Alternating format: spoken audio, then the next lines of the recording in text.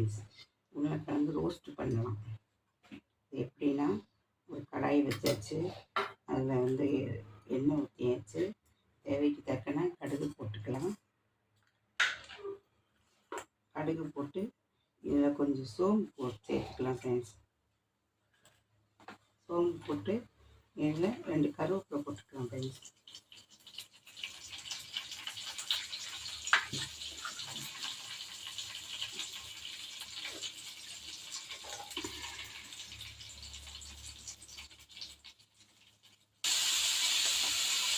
உருளைக்கிழங்கு போட்டாச்சு.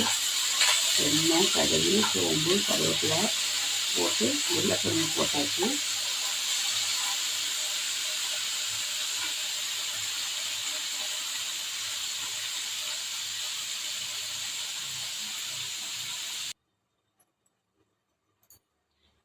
ஃப்ரெண்ட்ஸ், லேசாக தண்ணி தொளிச்சாச்சு. இப்போ மூடி வைக்கலாம், கொஞ்சம் வேகட்டும், அப்புறம் என்ன பண்ணலாம் பார்க்கலாம் ஃப்ரெண்ட்ஸ்.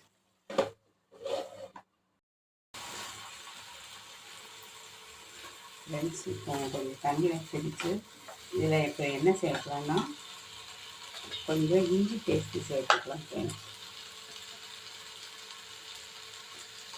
கொஞ்சம் இஞ்சி பேஸ்ட்டு நம்ம சேர்த்துக்கலாம்.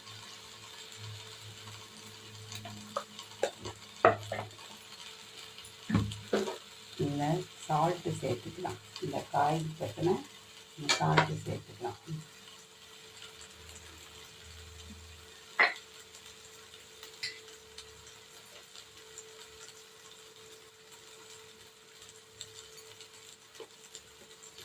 சால்ட்டு சேர்த்தாச்சு.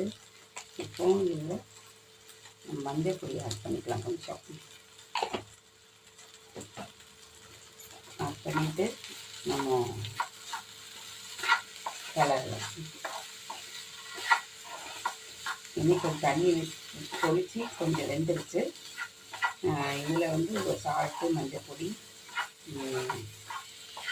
நம்ம வந்து இஞ்சி பேஸ்ட்டு சேர்த்துருக்கோம். இதில் நீர் தண்ணிலாம் விடக்கூடாது. நீங்கள் எண்ணெயிலே தான் இது குறையும் வேந்து ரோஸ்ட் பண்ணி ஃப்ரெண்ட்ஸ். நம்ம இப்போ இதில் எண்ணெய் ஊற்றிக்கலாம்.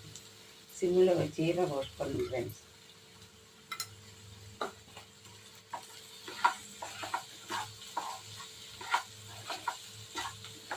இதுவும் கொஞ்சம் வெந்ததுக்கப்புறம் நம்ம அடுத்தால காரம் சேர்த்துக்கலாம் ஃப்ரெண்ட்ஸ்.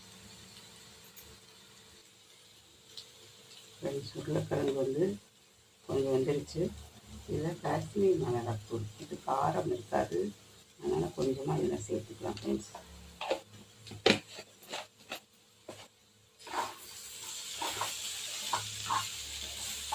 வேறு எதுவுமே சேர்த்துக்கல, காஷ்மீர் தூள் மட்டும்தான் இதில் சேர்த்துருக்குறேன்.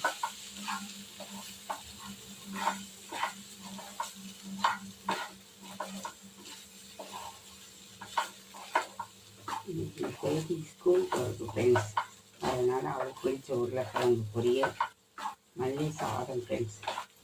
முதல்ல ஸ்கூல் போகிறனால அவளுக்கு பிடிச்ச சாப்பாடு செய்கிறேன் ஃப்ரெண்ட்ஸ்.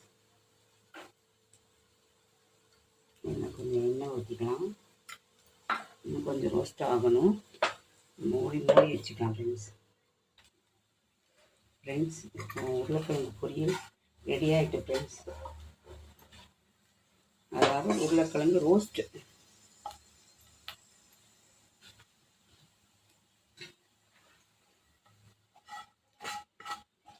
ஒரு கடாயில் நம்ம பாத்திரத்தில் நம்ம போட்டுக்கலாம்.